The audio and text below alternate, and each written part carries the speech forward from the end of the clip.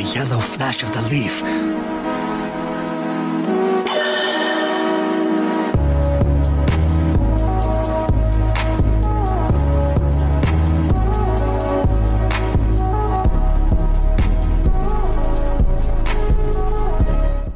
What is good, y'all? Welcome back to another video on the channel, and you already know what it is. Going over JJK chapter 233, the leaks or whatever, I guess you could say, because they came out, seen them last night or whatever. Stayed up to like 12, 1, 2 a.m. till they dropped. It's the same old, just Gojo cooking, bro. Simple as that. Gojo has been cooking, and he's slowly but surely, like, the odds are stacking against him, worse and worse, but he's still cool, calm, and collected, and still cooking Sukuna, bro. It's now a 3v1. It's now Jump Kaisen is in full effect, and I believe, like I said, this is really the first time we seen a protagonist, or not a protagonist, like one of the good guys get jumped, you know, because usually it's just Jujutsu high people or the different sorcerers jumping curses. The only time I could think of at the top of my head of you know, a good guy getting jumped, a sorcerer, is Gojo getting jumped by the disaster curses. But Gojo was so cold, it was basically like Gojo was jumping them, but it's only one of Gojo, you know. So that wasn't a jumping, bro, because Gojo fodderized them, bro. He did them dirty, bro. So that's the only time, I believe, correct me if I'm wrong, that we seen. Because you could try to say the Yuta fight. You remember when Yuta fought the other two sorcerers that came back from back in the day? I forgot their name, bro. But the dude with the look, I don't know what that hairstyle called, bro. But like from like Grease, you know that old movie Grease, bro. Yeah, he like a freaking hairstyle like Grease. And he was shooting like granite blasts from his hair, bro. And the other girl that can manipulate, I don't know exactly what it was, the air, the space, whatever. She can manipulate that. That wasn't really, they was out to jump Yuta, because sometimes they was tag teaming him, but it was really like a three-way fight, you know. And they was kind of trying to test him more, but sometimes they was still attacking each other. So that really wasn't true jumping. And Yuta had Rika, so if you could say they was tagged against, it's still a 2v2, so that wasn't a true jumping. So yeah, so Gojo was getting jumped basically. So the chapter started off where it ended off at last week, Gojo getting slashed by Mahoraga. Then after that, we thinking, oh okay, Gojo on like the back foot because Mahoraga just slashed him, so Gojo is done for. That's a negative. Usually was like at the beginning of the chapter, you know how the commentators, or the spectators, they're watching, and usually like, hey man, don't worry, Gojo's still fine, because now they're basically just on equal foot now, Mahoraga and Gojo, or if anything, Gojo has the upper hand still, which is true, because Mahoraga, because it's still kind of confusing what he's exactly adapted to, because he's able to grab Gojo and attack him, so that means he's adapted to his infinity, but I think Gojo attacks will still hurt him, or I don't know, because later in the chapter they said something about blue or red specific. I don't know which one. I think he still has a little more to adapt to. I'll get to that later though. But basically, Gojo still has superior speed, power, reaction time, reflexes, strength, wherever you want to say. Gojo has everything superior than Mahoraga. Mahoraga is just adapting him, so Mahoraga can just attack him now. That's like saying Panda can't attack Gojo now. Like, okay, if Panda can attack, it don't matter, because Gojo still fodderizes Panda and can still do him up. Or say if freaking Jogo can't attack Gojo now, Gojo is still going to slam him. So it's saying like Mahoraga can't beat Gojo one-on-one. So Gojo proceeds to press Mahoraga. He's like, I think he steals off on him, making Mahoraga almost choke. And then unfortunately, after that, Sukuna wakes up from being knocked out from Gojo. So Gojo didn't knock him out for too long. Sukuna wakes up and he uses Rabbit Escape to help Mahoraga escape through the shadows. So Gojo can't finish him off, because only right now Mahoraga is there, and if Gojo body Mahoraga, Sukuna, you know, is basically back to square one, where Sukuna cannot affect Gojo again.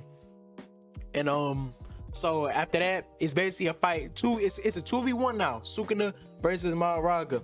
So Gojo keep on trying to attack Mahoraga and Sukuna trying to make him escape, but then it turns into a 3v1 because Sukuna dance.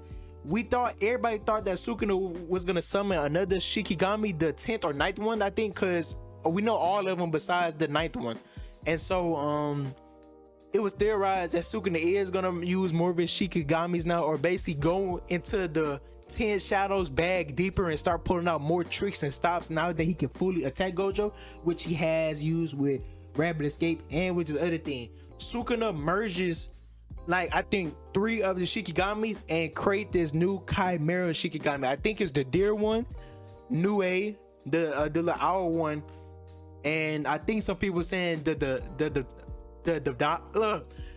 divine dogs, bro. I'm getting confused because the duh sounds like a D and divine dogs is D, so it's double D, bro. But the divine dogs, I'm gonna try to say that, bro. That's a tongue twister. But it's them 3 Shikigamis fused together, and it makes this huge old Chimera like girl, and then she like, you know, huge as hell. So, and Sukuna bragging saying it's just not a 2v1, it's a 3v1. So yeah, Gojo is getting jumped, but my man's Gojo is still holding his own. Sukuna using this iteration of piercing blood. He's using the technique, but the actual thing that's coming out is not blood, but it's just water from the from like the elephant curse Shikigami. If you remember, I think the elephant can like spit out water and something like that. So Sukuna is using that, but he's using the technique of piercing blood so the water can pass by faster. He's like claps in his hand like that, and you basically have Mahoraga trying to slash Gojo from the top.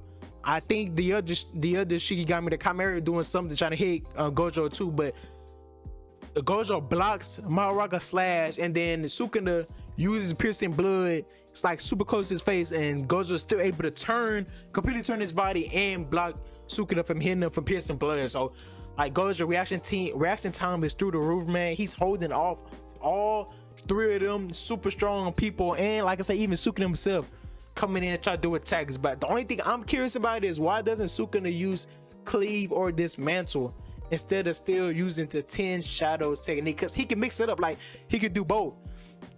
And before this fight over with, I want to see like what was up with like Sukuna using fire. You remember, because that's not his curse technique, but he was able to like, you know, open the black box. And I'm still curious about like what's the whole idea with that. I hope the author doesn't like just, you know, leave that open ended and we never learn about that, because all that's gonna be is just speculations and people. I just want to see if Sukuna can truly use other curse techniques, or that he can store them. There's different like theories that, you know, Sukuna probably stored the different techniques in his tattoos, because I think he has a box tattoo. So they saying like that he probably could do that, or I don't know, that he can steal curse techniques. I just want to know, how was he able to use fire similar to Jogo's technique by saying the box open? So I want to see him use cleave or dismantle, because I think that would do big damage to Gojo, because cleave and dismantle, it looks like that it can like, you know, fly to its target like instantly. Like, well, it look like it don't really have a travel time, and it just, as soon as it hit cleave, it instantly appears on its target, you know, and it kind of perception blitzes people. So I don't know why he don't use that, and just cause it seems like Mahoraga isn't just, you know, able to attack him, because we thought that Mahoraga himself, okay, is only to affect him. No, whatever Mahoraga is close to Gojo, I think, or attacking him, it basically shuts off his affinity, so everybody can hit him with an attack. Hence why Sukuna let Mahoraga get close, and then he try to hit him with a piercing blood water style, whatever you want to call that, fam. So you know, cause I don't know why he didn't just let Mahoraga do it, but like cleave, and maybe the fight would have ended too fast. And a side point, forgot to say, like you know how I said the odds are stacking against Gojo more and more, so now it's a 3v1. He can't use his domain expansion, even though Sukuna can't use his either, so I guess you could say they're fair in that. And Gojo's reverse curse technique is slowing down. I forgot what the doctor of Jujutsu High name is, you know, the same doctor that tried to heal Yuji when he died, or stuff like that. The little doctor that knows about all that stuff, she stated from the spectator stands, whatever you want to call it, that Gojo reverse curse technique is like, it's going slower. It's basically not as effective. I bet that if Gojo was in the same situation now when he was in Sukuna's domain, is getting hit by cleave, his reverse curse energy would never been able to keep up. So it's really like that bad. So he really can't hit by that many attacks. And she insinuated to make it seem like it's getting lower and declining and getting worse as the fight goes on. So at first Gojo was going to win a fight of nutrition if the fight extended, but now it seems like Gojo's gonna lose his fight of nutrition, especially since Sukuna is jumping Gojo now. Gojo can't use reverse curse energy, and now as the chapter ended, Gojo said his only plan, I guess, to destroy Mahoraga or to try to body Sukuna is to use another, I think, unlimited technique. I think that's what call it. I think it's just like how unlimited void when it's like super OP. You know, because Gojo has limited techniques, I guess, and unlimited ones. But he was wary of it takes a charge time to pull off a technique like that. But he was like, Sukuna is gonna be aware of that. But he's basically like that's his last hope. Like that's his only thing he could do. So I don't know if he's gonna still put out like a hollow purple, an unlimited hollow purple, or it's gonna be like some crazy shit we ain't never seen in a whole new technique. And that would be live if he do. He made it seem like that, cause they made it like open-ended and we don't really know what exactly unlimited technique he's going to use. So if Gojo misses that, or he doesn't body Mahoraga with that technique, or Sukuna, then yeah, he's definitely in trouble. And the spectators better Yuta, Yuji, Maki, Kashimo, Hikari better pull up and jump Sukuna. I don't know why they letting their sensei getting jump like that. He's getting done dirty. I guess they're respecting him because he still say, let him fight. And Gojo is still holding his own. It's just slowly but surely, like hints of his decline is showing. He still have a scar on his face. I guess he couldn't fully heal. It's just hints of that getting worse and worse and worse. So like everybody say, I think Gojo is gonna lose at the end, or at least he's gonna be incapacitated.